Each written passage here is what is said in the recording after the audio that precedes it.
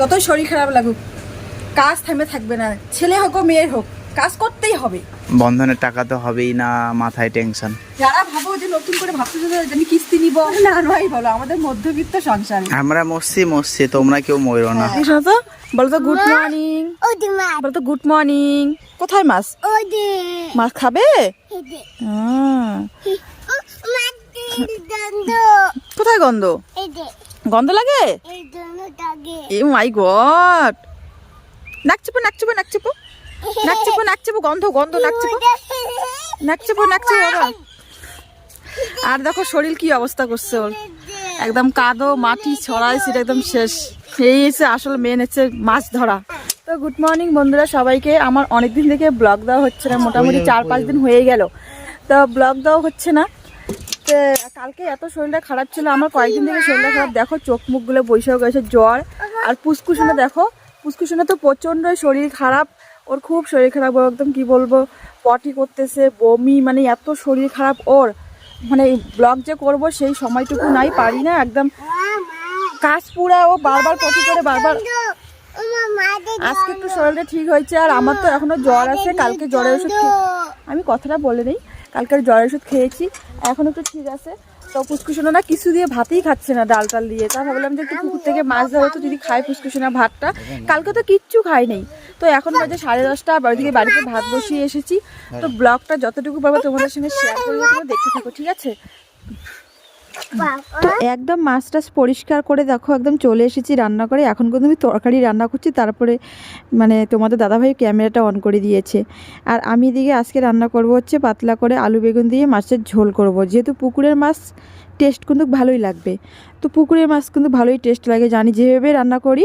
মানে কাঁচা লঙ্কা ফেলে যদি একটু মানে হালকা একটু জিরা বাটা একটু আদা বাটা দিই, তাহলে কিন্তু তরকারিটা বেশি টেস্ট লাগে, মশলা দিলে বেশি ভালো লাগে না।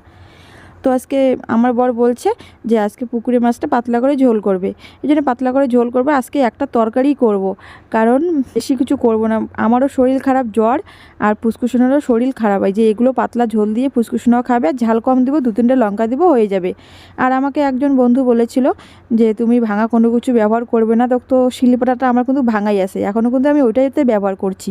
তোমাদের দাদাভাই যে এত আলসে না কি বলবো, ওটাই নিয়ে আসতে চায় না, এরকম করে বলে আনবো আনবো, কিন্তু নিয়ে আর আসে না।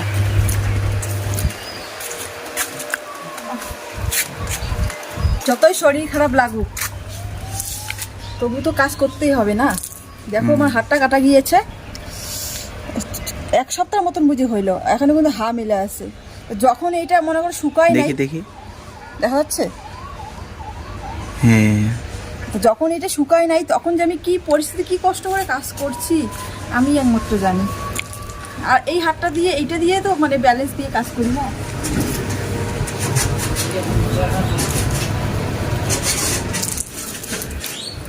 তো যতই শরীর খারাপ লাগুক কাজ থেমে থাকবে না, ছেলে হোক মেয়ের হোক কাজ করতেই হবে, করতেই হবে, করতেই হবে। যদি থাইমে থাকে কে করে বলো তো?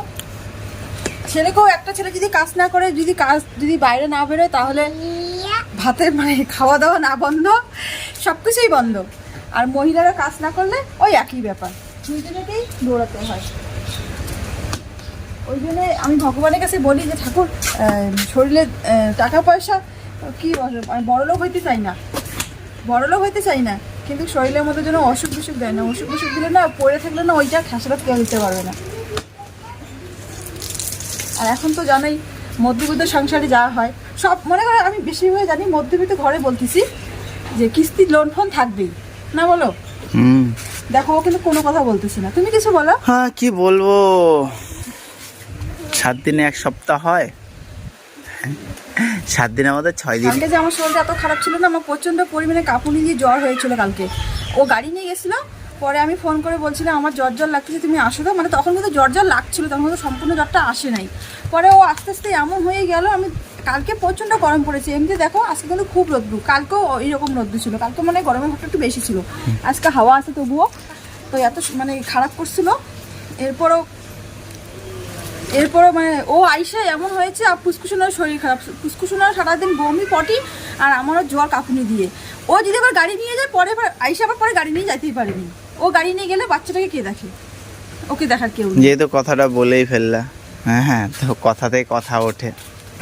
এখন কালকে যখন আমি গাড়ি নিয়ে বাড়িতে চলে আসলাম, আসার পরে এখন কি হচ্ছে বলো তো, আচ্ছা বাড়িতে ওষুধ নিয়ে আসলাম, নিয়ে আসার পরে পরে গাড়ি নিয়ে যাওয়া হলো না, না হয়ে যাওয়ার কারণে এখন কালকে বন্ধন আছে, বন্ধনের টাকা কম পড়ে গেল, কালকে কি টাকা করবো নাই। বলো তো, সময়টা এত খারাপ যাচ্ছে না, মানে আজকে এখন এই বেলাতে যাব, বন্ধনের টাকা তো হবেই না, মাথায় টেনশন। একটা দিন বসে থাকলে কিস্তির জ্বালা হয়ে যায়। আর তার মধ্যে শরীরে অসুখ বিসুখ বিপদ, মানে কি বলবো, আমাদের আমাদের মানে আমাদের এখন চারিদিকে বিপদ ঘিরে ধরছে। জানি না এর থেকে কবে মুক্ত হবে, ভগবান কবে আমাদের উদ্ধার করবে এই বিপদ থেকে। একটা দিন বসে থাকলেই আর জ্বালা শেষ নাই। বসে আর কোথায়, কালকে অসুবিধার কারণে বাড়িতে আসছি। দেখো আমি চাই আমরা আলু সেদ্ধ ভাত খাই, কিন্তু কিস্তিগুলো ঠিকঠাক ভাবে যেন চলে। মোট কথা মানুষের কাছে যেন ঋণ করে নিতে না হয়, মানে খুবই প্রচণ্ড ভয়াবহ আপন অবস্থা। ও তো গাড়ি নিয়ে যাইতে পারতেছে না, ছেলেরও শরীর খারাপ, আমারও শরীর খারাপ। ছেলেকে দেখতে লাগে, ও বাড়িতে থাকে, কীভাবে গাড়ি নিয়ে যায়, যাইতেই পারছে না, জানি না কি। হ্যাঁ, প্রত্যেকটা সংসারই এরকম, কারো কম কারো বেশি, আমাদের একটু বেশি। আমাদের বেশি হাওয়া উঠছে, এগুলো জামা কাপড় এখন পরে যাবে, ঘরের মধ্যে সব ধুলা ঢুকতেছে। সেই কি হাওয়া, কি হবে, আর কি হবে, জামা কাপড় সব পরে যাবে তো। তুলে নাও। ওই যে পড়েই গেল, করলই এটা মাটি ভরে গেল তো, পুরা হাওয়া হচ্ছে। এগুলো শুকিয়ে গেছে, এগুলো সকালবেলা ধুয়ে দিয়েছি, এগুলো শুকায় গেছে। ঠাকুর ঠাকুর করে কিস্তিগুলো শোধ হয়ে গেলেই বাঁচা যায়। মানে কিস্তির জন্য আমাদের এখন খুবই অসুবিধা, প্রচন্ড অসুবিধা। ওই জন্য আমি বলি, যারা ভাবো যে নতুন করে ভাবতেছে যে আমি কিস্তি নিব এটা করবো, তারা না মানে না নয় বলো, আমাদের মধ্যবিত্ত সংসারে আমরা মরছি, তোমরা কেউ মরো না। হ্যাঁ, কিস্তির এতটা জ্বালা, মানে কি বলবো, না খায়া থাকলেও কোথায় কি হোক না হোক তোমাদেরকে কিস্তির টাকা দিতে হবে। আর একটা দিন যদি মিস হয়ে যায়, এদিকে তো মানুষের মনে চলে গেল, তখন ওই যে মানে বদনাম লটা হয়ে গেল যে দিতে পারলো না, এরকম করে। ওই জন্য এই যে দেখো, সোমবারের দিনে গাড়ি চালাইলাম, মঙ্গলবারের দিনে কিস্তি দিলাম, এবার মঙ্গলবারের দিনে গাড়ি চালাইলাম, হ্যাঁ, ছেলের দুধ শেষ হয়ে গেছে, সেইলাক শেষ হয়ে গেছে, ওগুলা নিয়ে আসলাম। এরপরে কালকের দিনটা সকালবেলা গাড়ি নিয়ে বেরোইছি, বেরোনোর পরে ওর মাস এই যে দীপার শরীর খারাপ, ছেলের শরীর খারাপ, ওদের জন্য ওষুধ নিয়ে আসলাম, নিয়ে আসার পরে যাইতে পারলাম না। আজকে এখন বন্ধনের জ্বালা, হ্যাঁ, কালকে সকাল হলেই বন্ধন দিতে হবে।